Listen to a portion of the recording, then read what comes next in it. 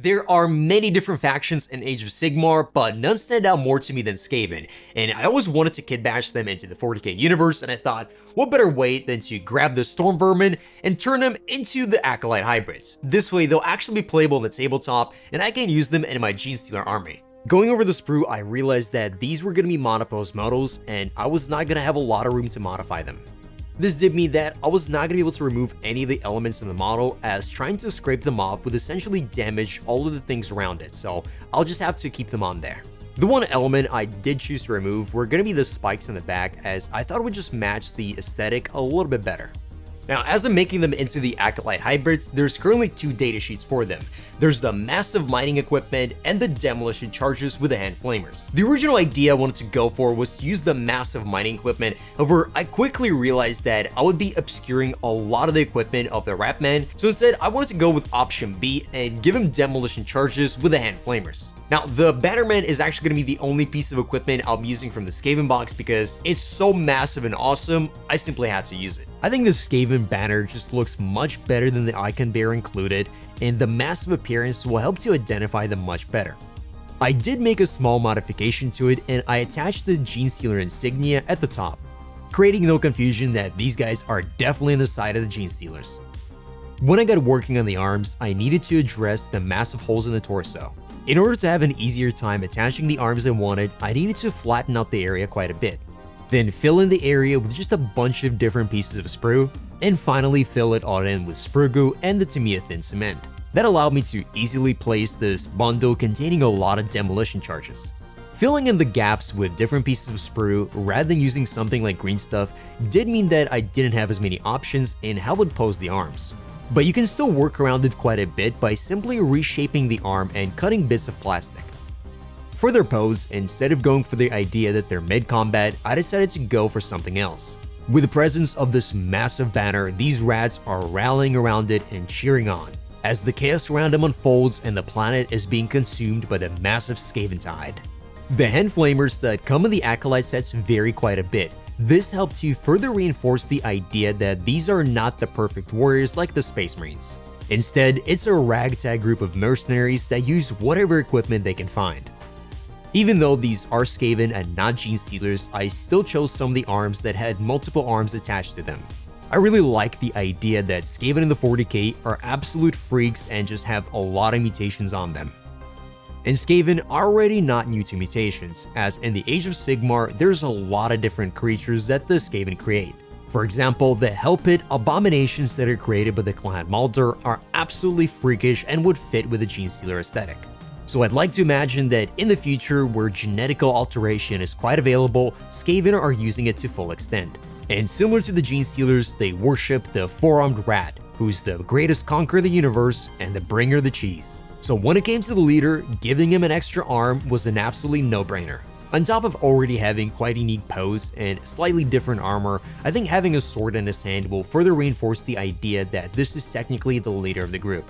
Even though having carapace on the arms might seem strange, I think it's perfect. The shape of the carapace quite closely resembles the armor the Skaven are wearing, so the idea I have is to paint it in the exact same colors, creating the idea this is simply very heavy armor. When working on the last rat, I did try shaping out a slightly more flat piece in order to have an easier time posing it.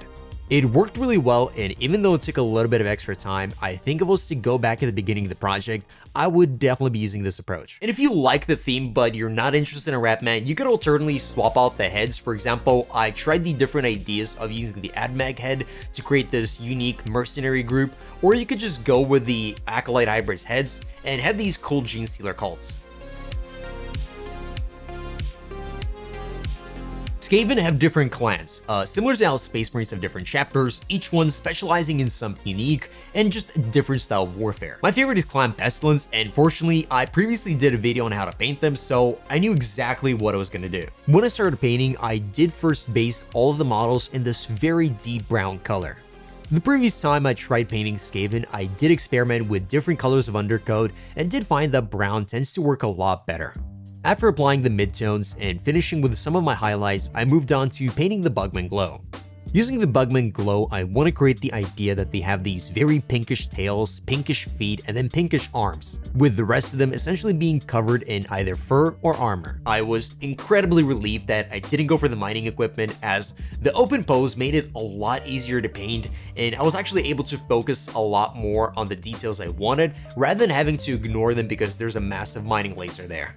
I quite enjoyed painting the chainmail with just a basic silver, and it also created a really fun idea that is often seen in the grimdark universe, where you have these contradicting statements of something being futuristic but at the same time using very medieval looking things.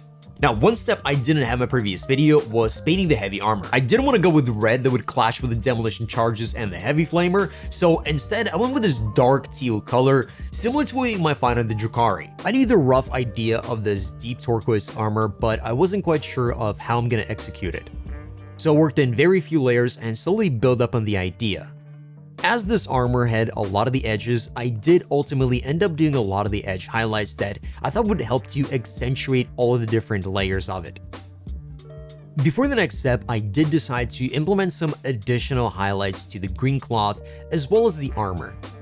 I primarily focused on adding the ice yellow to all of my colors to create a much warmer tones of the color.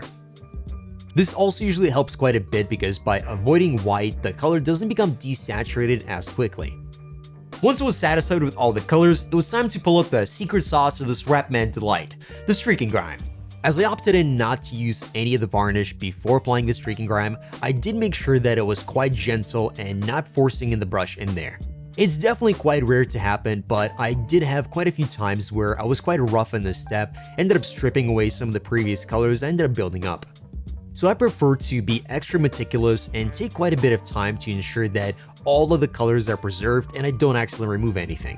I personally like to start with a Q-tip and just remove the excess streaking grime that ends up building up the model and allowing it to dry. Then using the odorless thinner with a new Q-tip to essentially reactivate some of the streaking grime.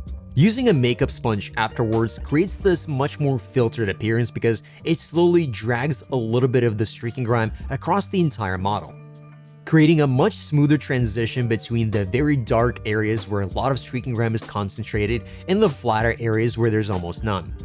Interesting thing about enamel paints is that technically you don't really have to varnish them as the enamel coating is quite strong, but I still prefer to varnish them afterwards in order to create an even appearance between the glossy and the matte areas. Thanks for watching, I hope you enjoyed this, and let's see the final result.